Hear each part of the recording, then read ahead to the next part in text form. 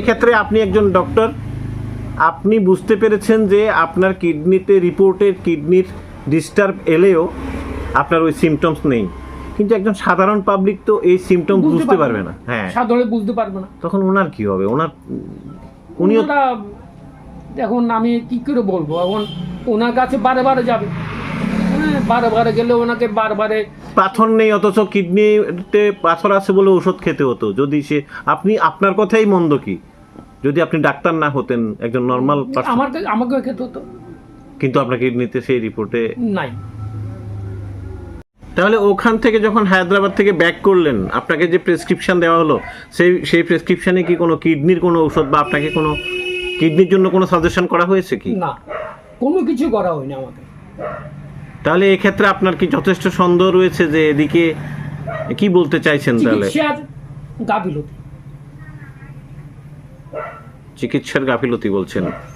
আচ্ছা, যখন প্রথম শুনলেন যে আপনার কিডনিতে হয়তোবা প্রবলেম আছে, যখন নিজে শুনলেন, বাড়িতে এসে বাড়ির পরিজনদেরকে জানালেন, তখন কি অবস্থা ছিল বাড়ির? ওই তো মানসিক অশান্তি, অবসাদ। মানসিক অবসাদে এসে বললেন যে আগরতলাতে টেস্ট করিয়েছেন, কিডনিতে পাথর রয়েছে 2 থেকে 3 mm, অথচ আমি তো কিন্তু ওষুধ তো খেলেন না। না, আপনি বুঝতে পেরেছিলেন। কারণ যদি কিডনিতে যদি পাথর থাকে, প্রথমে যে সমস্যা হয় তাহলে প্রস্রাবের সমস্যা থাকবে। আচ্ছা, আমার এমন কোনো সমস্যাই নেই। সাধারণ লোকের জন্য আপনি একজন ডাক্তার হিসেবে কি মেসেজ দেবেন? আমি এতটুকু মেসেজ দেব যে প্রাইভেট কোনো হসপিটাল না গিয়ে সরকারি হাসপাতাল যাওয়াটা বেস্ট। আচ্ছা, কারণ প্রাইভেটে হাসপাতালে গিয়েই আপনার পরিবারে অবসাদও এসছে, ভুল রিপোর্টও এসছে, ভুল ট্রিটমেন্ট হতে যাচ্ছিলেন, মানে প্রাণে বেঁচে গেলেন বলা যায়। আপনি বিলোনিয়াতে প্রায় 36 বছর হোমিওপ্যাথিকের ডক্টর হিসেবে কাজ করছেন। কি নাম বললেন স্যারের? ডক্টর প্রদীপ বিশ্বাস। স্যার, আপনি একজন ডক্টর, আপনি কিন্তু আপনার কিডনির পরীক্ষা নিয়ে সংশয় প্রকাশ করলেন এবং অভিযোগের ভিত্তিতে ক্যামেরার সামনে কথা বলছেন। কি হয়েছিল আপনার সমস্যাটা? মূল সমস্যাটা কি, মানে আপনার সংশয় কি, কেন হয়েছিল?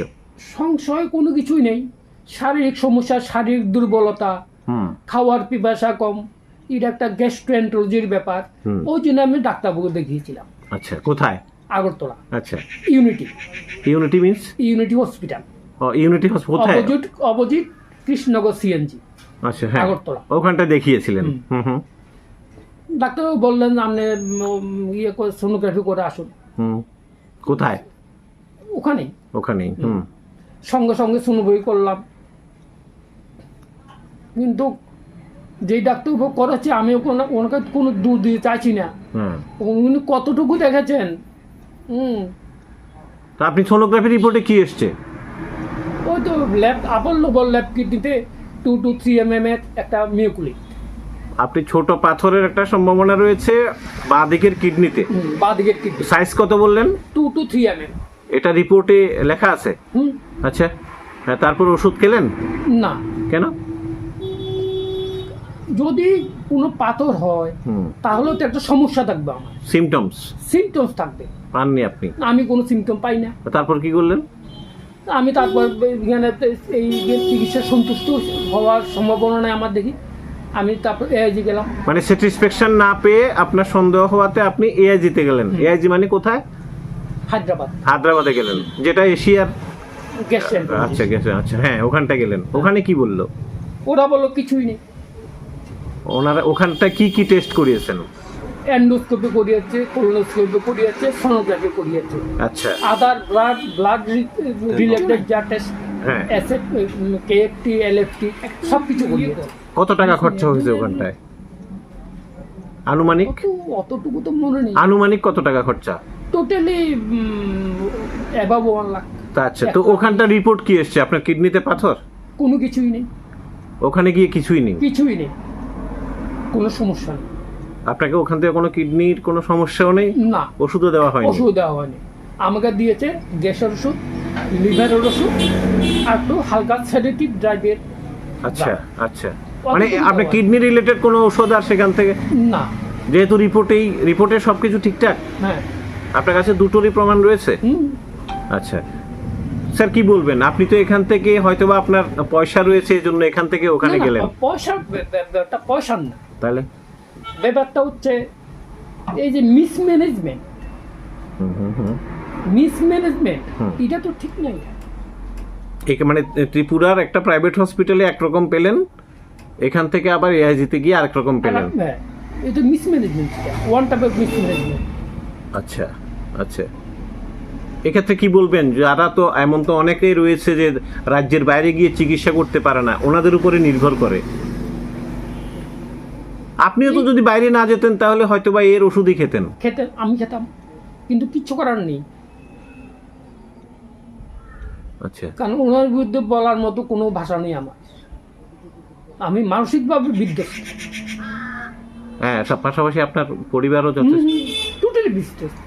আচ্ছা, আপনি ওই হসপিটালে দেখানোর পর বোধহয় সোনোগ্রাফিটা করতে চেয়েছিলেন বাইরে, এমন কিছু একটা বলেছিলেন, সেটা করতে দেওয়া হয়নি? না, সেখানেই করতে হবে। সেখানেই করতে হবে। অথচ সেখানেই রিপোর্ট এসছে যে এটা। কি বলবেন যারা গরিব অংশের লোক রয়েছে, যারা চিকিৎসার জন্য কেবলমাত্র রাজ্যের এই সব প্রাইভেট হসপিটালের উপরেও ডিপেন্ড করে, কি বলবেন ওনাদেরকে? চিকিৎসকদের মানবিক হওয়া প্রয়োজন। হ্যাঁ, মানবিক হওয়া প্রয়োজন। মানবিক হওয়া প্রয়োজন। টাকার জন্য চিকিৎসক হওয়া এটা ঠিক না।